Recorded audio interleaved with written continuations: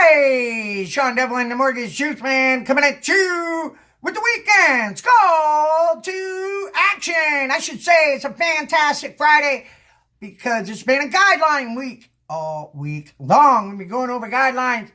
I'm breaking it down with some of the most commonly asked questions that you loan officers have, hopefully giving you some juice on these guidelines so you guys know what to expect, what to do when, and what the guidelines are on the most commonly asked questions, from foreclosures to bankruptcies to collections to disputes. We still got a couple to go over. This week we went over primarily conventional and FHA. Had a couple of VA things in there. I think I'm going to dedicate a day next week, and I'm going to go over specifically VA guidelines. So here we go. Today, looking at FHA.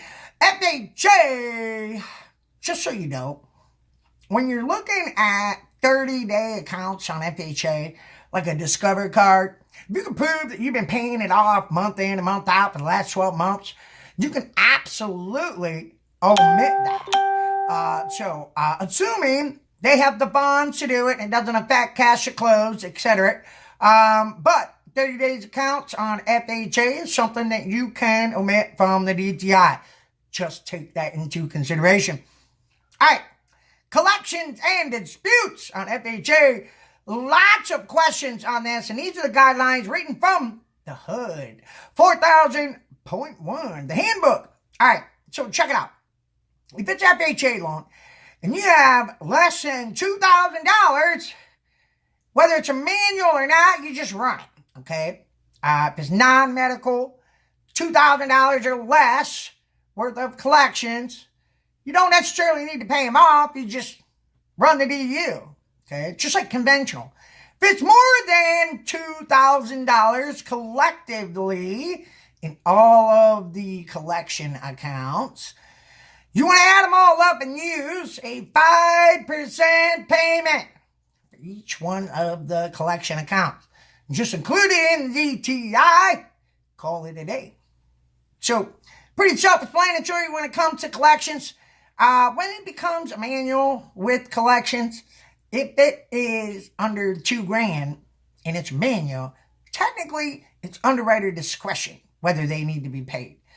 Rare, but could come into play, so you got to know that. All right, disputes.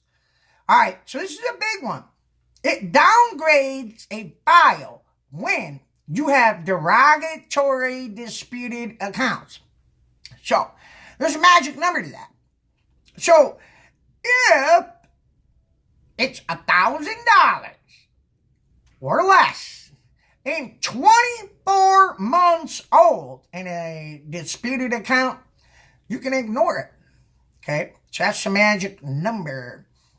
If it is zero, or if it's paid in full or resolved, the dispute in that account can be ignored. Okay? So these are the things you need to know. If it's more than $1,000 in disputed derogatory accounts, it gets downgraded to a manual. Doesn't matter if you have an approved eligible or not. If you got $1,000 or more in disputed derogatory accounts in the collection section of a credit report, you get downgraded. It is now manual. So you're going to have to follow the manually underwritten DTI buckets. I'm going to have a day where I go over that next week. So, if you have a non-borrowing spouse in a community property state, their derogatory collections do not count in this equation. Just an FYI. So check it out real quick. Sellers concessions, the last added bonus. For sellers concessions to be gone across the board, I'm going to break it down real quick. FHA 6%. 6% of the purchase price can be allocated as third-party contributions.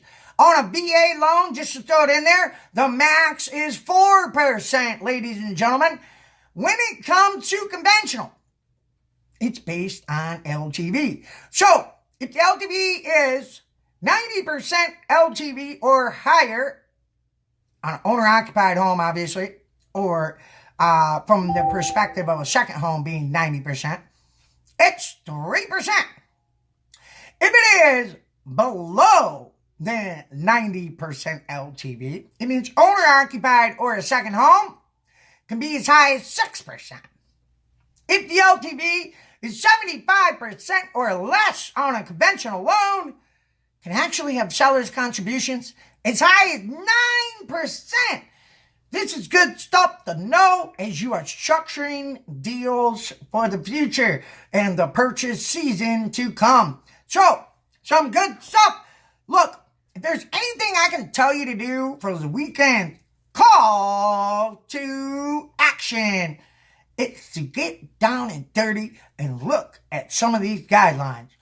Got to read them from time to time. Got to refresh your mind. Look for something that sticks out.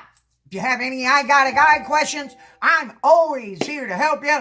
My name is Sean Devlin, the Mortgage Truth Man, wrapping up the Guideline week. Hopefully you guys had a great time watching all the guidelines we went over this week. As I always say, share, interact, like, repeat. As always, sell well.